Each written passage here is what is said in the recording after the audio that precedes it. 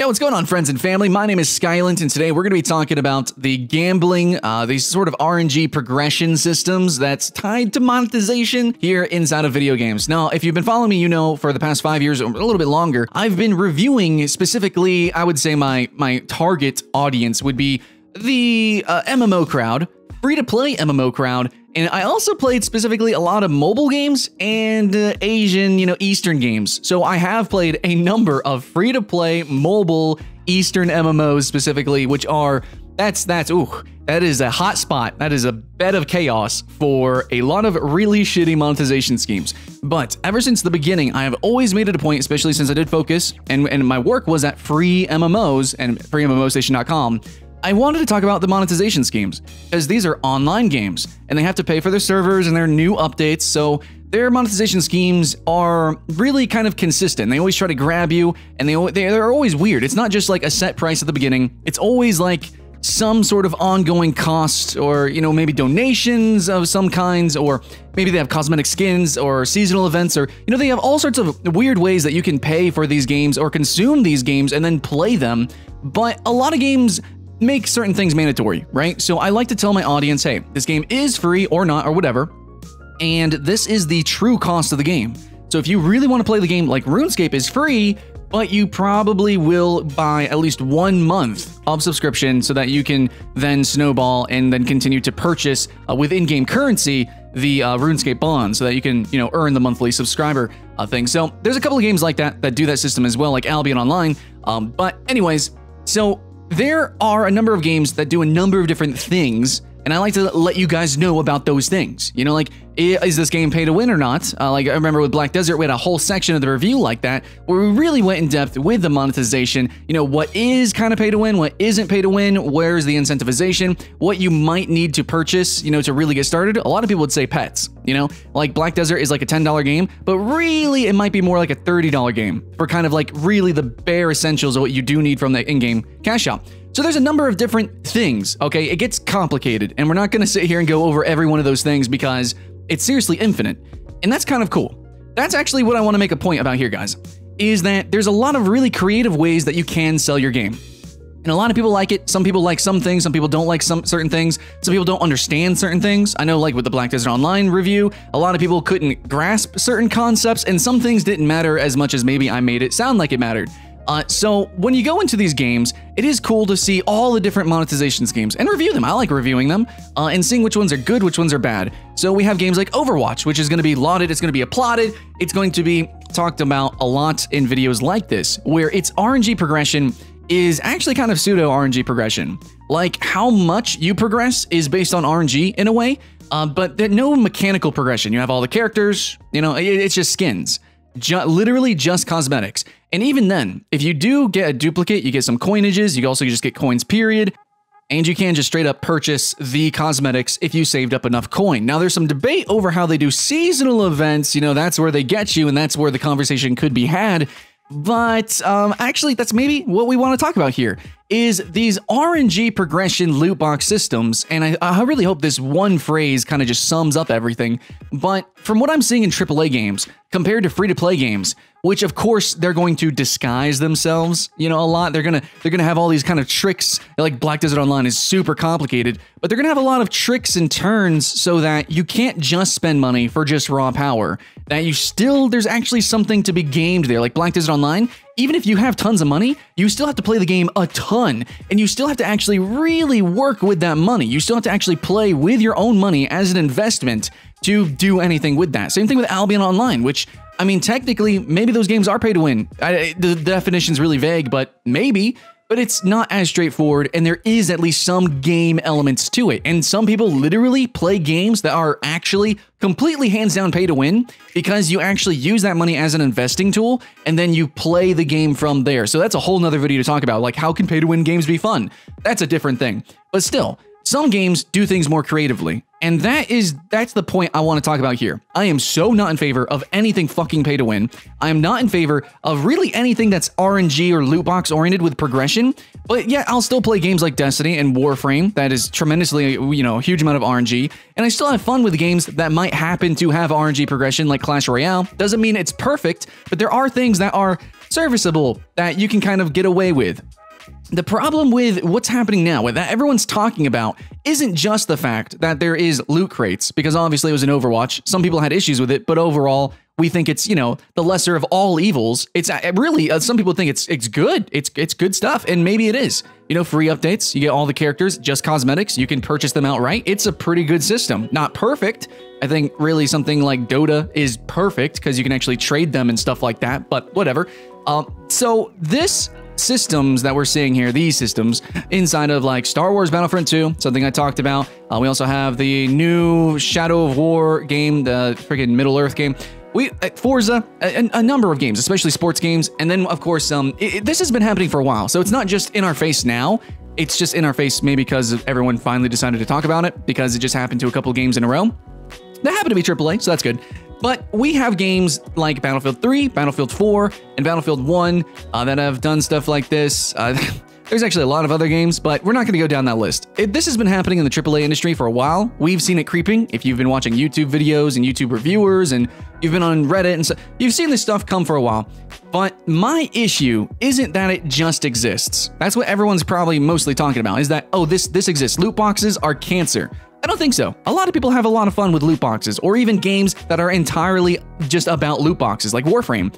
No, its monetization is not about loot boxes, but its core gameplay is. There isn't something wrong with RNG progression if it can be gamed. Poker is a fun, random game. It's a card game with randomness that can be gamed, and that's why it's fun, right? I guess Battle Royale, game like Battle Royale, is super random, but it can be gamed. You can, you know, risk, reward, odds, all that good stuff. We did a video on it. That can be fun. Warframe as well, loot tables, MMOs, loot tables. And then like I said with Black Desert Online, the monetization system is kind of complicated, but it can be worked around, it can be gamed. And actually, in games like Albion, it can come to your advantage. If you're really smart, you can actually kill someone, take their stuff that they paid for, and then there you go. You just made some money, basically. There's a lot of really creative ways that you can go about things. It's not always good, oh no, and I'm still kind of against it in a lot of ways, but I don't think that's quite the problem, because some people, for those targeted audiences, that is actually fun. That can be gamed and it can be good for those specific people, not for everybody. But AAA games are supposed to be for everybody, kind of in a way, isn't it? So their monetization schemes are designed so fucking vanilla. They are so boring. Compared, I love actually looking at these free-to-play MMOs or whatever and trying to analyze how they sell themselves. Like Guild Wars 2, it has a really unique system. Sure, it is basically expansion-based, but so did the original Guild Wars. It's like you buy the box and then the game is free. And then they have this really cool cash shop system, and you can actually earn gems through game and transferring gold. And I don't know, there's this weird system. It's a weird system. It's fun to talk about, and it's kind of fun to game itself. You know, there's a little bit of economy game there. That's neat. Okay, cool. Like I said, Black Desert Online as well. RuneScape, maybe to an extent as well too. It's like the only way they could have made it really free to play, and there it is. It works fantastically. Most people probably have a subscription, but still, I mean, there's a way they made it so that free people can play the game. And then if you have played the game previously, you can continue to play without spending money on a subscription, which is always the bane of WoW. Why it loses tons of people, you know, post updates, expansions, and why right before and during an expansion, people jump back in.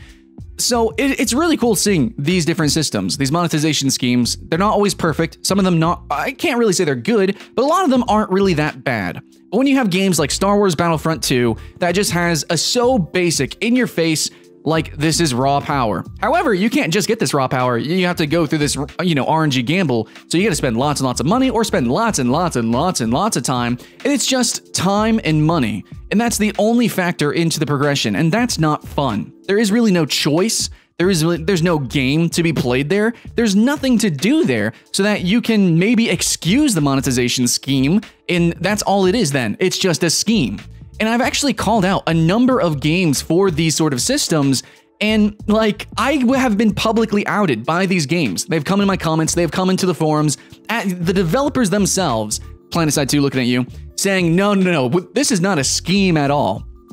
But we can see through your systems. Now, PlanetSide 2 isn't even the worst. Of course, again, I'm pretty heated about these kind of things, and I like to have a perfect system, but still, the demonization of just loot boxes, the demonization of just these, you know, microtransactions is not good. I think that we should actually praise microtransactions. We don't want games to be $80 plus microtransactions. We want games to be free to play with microtransactions. That does not mean pay to win. That does not mean all the negative things that you think right now. If you really play free to play games, and if you've played, the plethora that I have, all these MMOs, these mobile games, you know that some of them can do them pretty fairly. They can do them pretty good. Okay, there's some games that are literally entirely free. Little War Game is one of them, runs completely on donations. There is nothing really stopping these AAA games from coming up with creative monetization schemes. But we have these games that's just so fucking basic. It's just boring. The monetization is part of the game. It should be part of the review. The cost, the barrier to entry, these things should be mentioned. If a $60 game is like, I don't know, if a $60 game is actually like just 1 hour long, is it really a $60 game? If it's just 1 hour long with no replay value? No, price should be included. All this should be included. We should be reviewing microtransactions, but we need to be reviewing the whole package. And we need to be reviewing like how it works, not just the fact that, oh, it's a AAA game that has microtransactions. Just because it has microtransactions doesn't mean it's a bad game. The way Overwatch does it, the way Titanfall does it, the way certain games do it actually really supports the game, and it's actually fun. It's cool. It's neat. Though, then again, the seasonal events, it's a little bit debatable. But that's the real problem here. It's not the fact that it does exist. It's actually always existed. For some reason, people just didn't fucking talk about it. The problem is that it's boring. It's uncreative, and most of the time, it's very unfair. If you make it more complicated, if you make it more interesting, and if you give us the ability, free players or otherwise, to game the system and really play with each other, then it kind of melds together. We support your game and we have fun. So just ending the video here, I think you kind of got the gist. I know I ranted, but I will say my perfect system is obviously just no pay to win, no game changers or enhancers whatsoever. That is the perfect literal gameplay because it's just gameplay. And then, even then, cosmetics are actually earned through gameplay. Like, I know some people would say, oh, just sell cosmetics. Actually, I don't think that's perfect. Because the earned cosmetics in Halo 3 were amazing. Earned cosmetics in World of Warcraft, fantastic. Earned cosmetics in Guild Wars 2. But then, certain monetization schemes incentivize developers to create more stuff for the shop. It incentivizes developers to create more systems to... obviously it's like, hey, we're gonna make the game more grindy so that you buy more of our progression loot boxes. So then, yeah, you bypass the grind. Yeah, Terra, Wildstar, stuff like that. Even World of Warcraft now.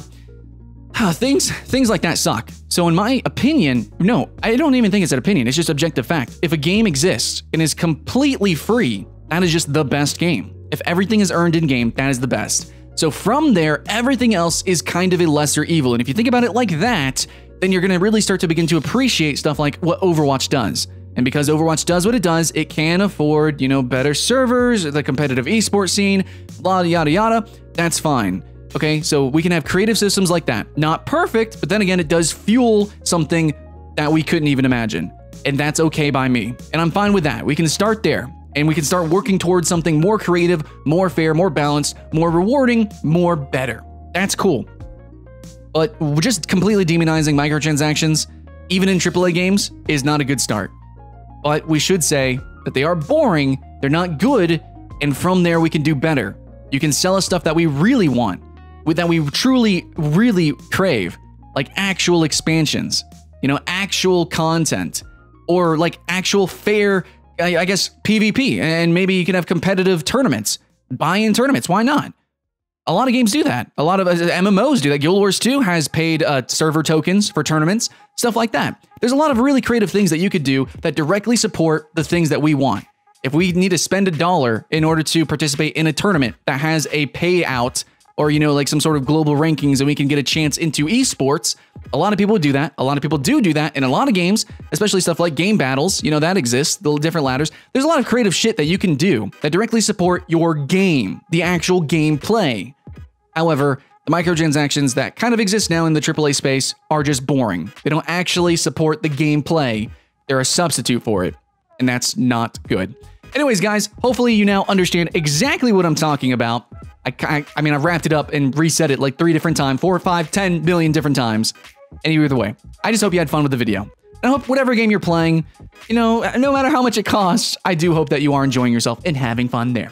Anyways, guys, my name is Skylent. Keep that hype alive. and I'll see you again next time.